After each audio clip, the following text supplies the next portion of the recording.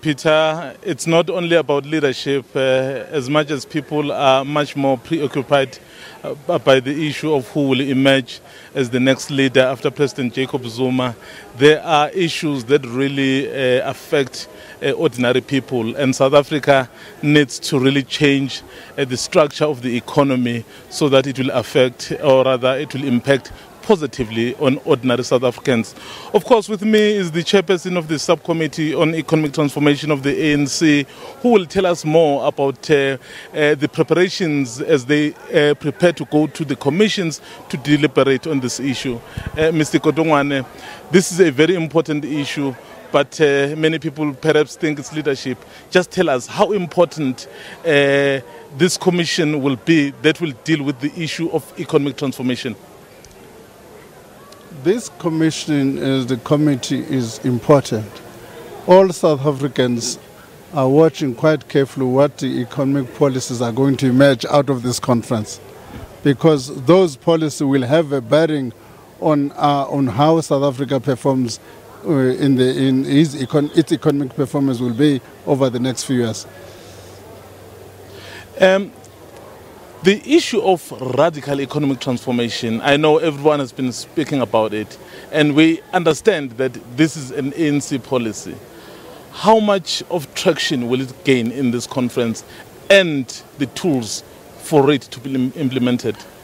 Look, there's traction for radical economic transformation in the ANC. You'll recall that in 2012, references made to the notion of radical socio-economic transformation in 3 documents, which means there's traction for radical socio-economic transformation. The devil is going to be in the detail. What kind of tools and instruments are we going to emerge with which will achieve that radical economic transformation? I think that's more nuances and discussions are going to be. But Mr. Godongwane, do you have the requisite experience and skills to be able to then effect that kind of change you want in our economy?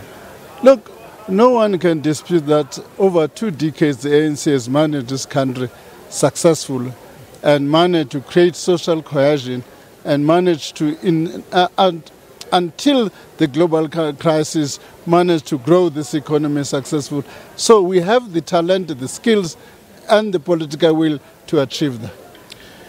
Yes, the political will could be there, but the requisite skills... I'm saying we have accumulated a lot of skills over the past 2 decades, and no one can question that. But why would we then battle so much in terms of economic growth, in terms of lifting up the poor? Because even when our economy was still growing, it was jobless growth. And I would dispute that. If you look at what was happening when we took over in 1994, there were 9 million South Africans employed. As we speak, 16 million South Africans are employed, so it can't be jobless. What has transpired is that in 2008, when the global crisis hit us, we lost about 2 million jobs, which has made it difficult for us to recover from that. So in a sense, we have the requisite skills if we can create the necessary instruments and the necessary policies to take us forward. How are you going to deal with the perception, particularly that the ruling party is generally corrupt? Because I think that perception is taking root, and I think you have an opportunity in this conference to address that. I think there's general perception and agreement in the ANC that we've got to root corruption in our system across the board. The key question again, what are the instruments we are going to emerge with? There's the political will and policy is there. The question, how do we give effect to it? I think that's what policy conference is going to grapple with. But where are the bottlenecks, Mr. Godongwane? So which institutions are still problematic as you try to really unlock this economy for everyone? Look, what has... I can say where we've dropped the ball, if I may, is on the governance issues relating to the state-owned enterprises. That has had a significant impact in both the perception about our ability to run the economy in the country on good governance, That is relate to the work that has happened there. There's no one who can deny the fact that we've dropped the ball there. It's something that, if we're serious about structural reforms, that should be our main focus. We've seen many boards being changed in many parastatals, as you've said, but still results don't seem to be showing. No, the key question is not how many people. You'll have as many boards as you change.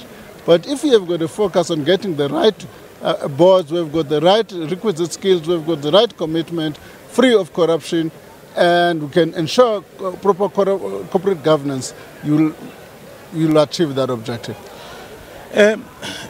Looking at our education, are you satisfied that it produces the kind of people who are equal to the task of achieving economic change? All I can say, if you were to compare South Africa to our peers, as a percentage of spending on education, as a percentage to GDP, we're on an equal footing. All right? Which means the issue is not how much we're allocating to education. The question is, are we getting value for money out of what we're spending into education? That becomes a critical issue. And I would argue that we're not getting value for money out of education. Part of the 9 million South Africans that are unemployed is largely the unskilled people. 23 years later, we're still talking about the unskilled people. So is it not the failure of the government? There's a difference between schooling and education. If you were to ask the Senator General of the ANC, this is his favorite subject. He can tell you, that's not my expertise, he can tell you the level of an entry level, how many people have participating in the school system since the ANC took over into government and so on, and all of those issues. The question, are we getting the requisites, the required skills that are in line with keeping with the economy? That's a different kind of test. In fact, talking about skills and education, in fact, I would jump onto the issue of the free higher education for the poor. The president has announced it. It will happen from next year. But there have been many questions raised by some other people saying, where will we get the money to fund it? There's a decision of the African National Congress that the ANC has got to make sure that children of people whose combined income is less than 600,000 per annum, the state has got to find a funding mechanism for that. Let's put that to bed. That's policy of the ANC. Sure. Now, the mechanisms of how to do that, and the president has started to spell that out. Now, it is that detail that at the level of the ANC is difficult to comment what are the implications on the budget. There are people who are saying that adds another 12 billion into the budget next year. And then if that's the case, the implication of that, there will have to be important choices on the expenditure mix. In which case, what are you going to cut in order to keep education going? Those are the important choices government will have to make. Given that, as you have said, we have a lot of people unemployed, and it appears the social services may be affected. Are you not correct? Are you not robbing Peter to pay Paul? Education is an investment. Education and investment, again, it depends how that investment is undertaken. It can end up being a poor investment. It can end up being a good investment for long-term performance in relation to the economy. Of course, there will be some cuts in different, that's what budgeting is about making those choices. Where are you making the choice? Where are you going to cut? Where are you going to grow the expenditure? So those are the choices that our colleagues in government, in the budget committee, in government and in the fiscal committee under the president. So when we leave here on the 21st or 20th, should South Africans be confident that the ANC would have taken resolutions insofar as the economy is concerned that will make sure that in the next 23 years we will not be talking the same language? I'm quite confident that these delegates come from areas where they know what our communities expect. And in that respect, I would have confidence that they will make the requisite decisions which will take South Africa forward. So are you confident they will do it? I'm quite confident that's what the outcome would look like. Thank you very much, Mr. Godongwane. Thank you very much.